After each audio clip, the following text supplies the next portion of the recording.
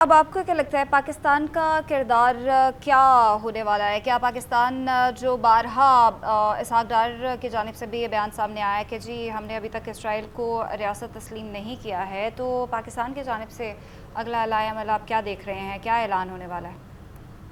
نہیں، انہوں نے پریزیڈنٹ ٹرمپ نے 2-3 دفعہ بات کی ہے. آج تقریر جو انہوں نے کی ہے کنیست میں، تو انہوں نے ابراہیم ایکرڈز کی بات کی ہے. لیکن ابراہیم ایکرڈز تو اب بہت پیچھے رہ گئے نا. وہ تو 2020 کی ایک تھیوری تھی ابراہیم ایکرڈز. اب تو اس سوال یہ ہے کہ فلسطینی ریاست کا ٹائم لائن کیا ہے. مطلب فلسطینی ریاست قائم ہو جائے گی، فلسطینی ریاست کا دارالحکومت ہوگا یروشلم، مطلب ایک ملک تیار ہو جائے گا، کھڑا ہو جائے گا، ارسر نو تعمیر ہو جائے گی، پھر کہیں جا کے ابراہیم ایکرڈ کا ذکر آئے گا نا. ابھی تو ابراہیم ایکرڈ جو جن ملکوں نے سائن کی ہیں، وہ ملک جنہوں نے معاہدے دیکھے نا، آخری جو معاہدہ تھا جو بدترین طور پہ ناکام ہوا ہے، وہ تو اوسلو ایکارڈ تھا. اور اوسلو ایکارڈ کے تحت کیا تھا کہ فلسطینی اتھارٹی بنے گی، وہ اتنے عرصے کے اندر وہاں پہ ایک جو ہے وہ ریاست قائم ہو جائے گی اور انڈیپینڈنٹ ہوگی. وہ فلسطینی اتھارٹی مغربی کنارے پہ جو ہے وہ سارا تو انتہا پسند اپنی آبادیاں بنا کے بیٹھے ہوئے ہیں. تو ان کو کون خالی کرے گا؟ اس کا مطلب یہ ہوا کہ کیا غزہ سے بھی کمپلیٹ وڈرال نہیں ہو رہا اسرائیل کو، اور مغربی کنارے میں بھی جو انتہا پسند جو بیٹھے ہوئے ہیں آبادیاں وہاں پہ لگا کے، تو پھر فلسطین بنے گا کدھر؟ اور گولان کی پہاڑیاں. تو یہ سارے معاملات پہ یروشلم، تو یہ سارے معاملات جب طے ہوں گے تو پھر کہیں جا کے فلسطینی ریاست بنے گی، اور پھر کہیں جا کے یہ بات ہوگی کہ کیا ابراہیم ایکارڈ آتے ہیں سامنے یا نہیں آتے. لیکن ابھی فی الحال تو مجھے اس کی کوئی ٹائم لائن ہی سامنے نظر نہیں آ رہی نا کہ یہ ٹائم لائن کیا ہے اس کی، کب کون کیسے بنے گا. اسرائیلی آج فلسطینی ریاست کا تو ذکر ہی نہیں کیا. آج تو انہوں نے جنگ بندی کا ذکر ہو رہا ہے نا. ابھی تو صرف جنگ بندی اور ارسر نو تعمیر وہاں پہ کیسے ہوگی، ابھی تو یہ بات ہو رہی ہے صرف. حماس کی جانب سے بھی بارہا یہ بیان سامنے آیا ہے کہ جی اسرائیل کی جو حکومت ہے یا جو بھی حکومت بننے جا رہی ہے، اگر وہ اپنے لوگوں کی نہیں ہوگی یا اسلامی ممالک کے لوگوں کی نہیں ہوگی تو ہم اس کو نہیں مانیں گے. وہ غزہ کی تعمیر نو میں بھی ہوئی تو ہم اس کو نہیں مانیں گے. نہیں تو یہ کیسے ممکن ہے؟ آپ مجھے بتائیں نا کہ یہ ایشو فلسطین کا ہے، اور فلسطین کا یہاں پہ فلسطین کے تو نمائندے موجود نہیں ہیں. ظاہر ہے میڈیٹرز جو ہیں ان کے اوپر بڑی بھاری ذمہ داری ہے. یعنی چاہے، اور میڈیٹرز میں ترکیہ، مصر، قطر جو ہیں، ان کی اوپر بڑی بھاری ذمہ داری ہے. لیکن اسرائیل کی ذمہ داری کون لے گا؟ لیکن یہ امریکہ ایک سیکنڈ کے اندر چاہے تو اسرائیل کی ایڈ بند کر سکتا ہے نا. اسرائیل تو چل ہی امریکہ کے اوپر رہا ہے. تو امریکہ اسرائیل کی گارنٹی کیسے لے گا؟ اور پھر دوسری بات یہ ہے کہ وہاں پر انویسٹمنٹ کیسے ہوگی، اور فلسطینیوں کا اس میں کیا رول ہوگا؟ اور اگر یہ بات پہلے طے ہو گئی تھی کہ فلسطینیوں کو وہاں سے نہیں نکالا جائے گا اور فلسطینی اپنی مرضی سے جائیں گے، تو 154 قیدی جو جن کو رہا کیا گیا ہے اور جن کے گھر والے ان کے منتظر تھے، ان کو فلسطینی زمین سے کیسے جلا وطن کر دیا گیا ان کی مرضی کے بغیر، اور کن ملکوں میں بھیجا گیا ہے؟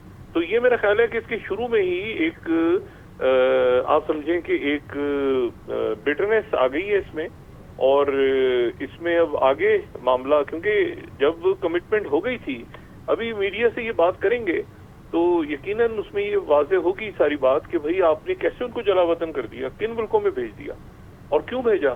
تو جب یہ طے نہیں ہوئی تھی بات، اور آپ نے کہا تھا کہ فلسطین کے لوگ جو ہیں وہ غزہ کے لوگ غزہ میں رہیں گے اور مغربی کنارے کے لوگ مغربی کنارے میں رہیں گے اپنی مرضی سے، وہ تو پھر آپ نے ان کو کیسے نکال دیا 154 لوگوں کو؟ تو یہ ایشو جو ہے جس کے نتیجے میں نے آپ سے کہا نا کہ انہوں نے ڈیڈ باڈیز دینا روک دی ہیں. آج حماس کے لوگوں نے 28 ڈیڈ باڈیز انہوں نے دینی تھی، انہوں نے 4 کے بعد روک دی ہے یہ سارا معاملہ. جی اچھا ڈاکٹر صاحب یہ بھی بتائیے گا، جو بھی ڈونلڈ ٹرمپ نے اسرائیل میں ساری گفتگو کی، ایک 2 گھنٹے طویل سیشن تھا، ان چیزوں کو اگر دیکھا جائے تو اس میں تو انہوں نے اسرائیلیوں کو فاتح قرار دیا، اور انہوں نے کہا کہ اسرائیل جو کر سکتا اس نے کر لیا، اب آگے کی گیم جو ہے وہ مجھ پر چھوڑنے. اور ایک طرف ابھی یہ معاہدہ کیا اور اس میں سمپتھی گین کر لی غزہ کے لوگوں کے لیے، فلسطین کے لیے. تو یہ کچھ ڈوئل سٹینڈرڈ صاحب نے آپ کو لگ رہا ہے؟ نہیں، فتح کیا حاصل کر لیا؟ اگر 2-2.5 لاکھ لوگوں کو کا قتل عام کرنا اگر فتح ہے، اگر اس کو فتح کہتے ہیں تو یہ تو فتح نہیں ہے. اگر فتح تو یہ فتح ہے کہ ان کو پوری یہ کوئی وکٹری ہے کہ پوری دنیا کو بلا کے بٹھا کے 20 ملکوں کو اور پریزیڈنٹ ٹرمپ کو اسرائیل کے ساتھ سیز فائر کروانا پڑ رہا ہے؟ یہ کون سی وکٹری ہے بھائی؟ یہ تو قتل عام کا، جینوسائیڈ کا ایک کیس ہے نا، سیدھا سیدھا. تو اس کو تو جینوسائڈ، اور پھر اس کو پریزیڈنٹ ٹرمپ کہہ رہے ہیں کہ اس کو کرپشن کیس میں معافی دے دو. بھائی کرپشن کیس میں وہ صدر سے وہ جو ارزاق ہے ان سے کہہ رہے ہیں کہ اس کو معافی دے دو نتن یاہو کرپشن کیسز میں. تو کرپشن کیسز کو تو آپ ایک طرف پھینکیں، وہ تو جینوسائڈ کا وہ تو بین الاقوامی عدالت انصاف کے اس کے وارنٹ نکلے ہوئے ہیں. تو اس میں بات ساری یہ ہے کہ وکٹری کیسی وکٹری، یعنی قتل عام ہوا ہے نا، اور اگر وکٹری ہو گئی تو یہ اتنے سارے لوگ کیا بیٹھ کے سائن کر رہے ہیں پریزیڈنٹ ٹرمپ کے ساتھ. بات یہ ہے کہ وکٹری میں وہ تو پریزیڈنٹ ٹرمپ نے اسے کہا نا کہ بھائی تو آئسولیٹ ہو گئی. یہ پریزیڈنٹ ٹرمپ کی اسپیچ میں ہے کہ تم آئسولیٹ ہو گئے تھے نتن یاہو، پوری دنیا میں تم آئسولیٹ ہو گئے تھے. اور یہ ان کے یہ الفاظ ادا کیے ہیں انہوں نے، اور آج جو ہے وہ آپ آئسولیشن سے نکل آئے ہو. تو پریزیڈنٹ ٹرمپ نے طنز کیا اپنی تقریر میں، یہ بھی کہا کہ وکٹری ہو گئی ہے تمہیں اور بس کرو اب. یعنی اگر وکٹری ہو گئی ہے، چلے وکٹری ہو گئی ہے تو پھر تو فوج بند ہو جانی چاہیے نا اسرائیل کی. جیسے حماس کے پاس حماس کہے کہ ہماری چلے وکٹری ہوئی ہے تو حماس پہ تو ڈسارم ہو رہی ہے، ان پہ کنڈیشن لگا دی ڈسارم ہونے کی. تو ان کی اگر وکٹری ہو گئی ہمیشہ کے لیے اور مشرق وسطیٰ میں سکون ہونے جا رہا ہے، تو اسرائیل کے پاس نیوکلیر ویپنز کیسے ہیں، اور آئرن ڈوم اور یہ ڈیوڈ اسپنگ اور یہ سارے کیا رکھے انہوں نے، کیسے جدید ترین اسلحہ رکھا ہوا ہے.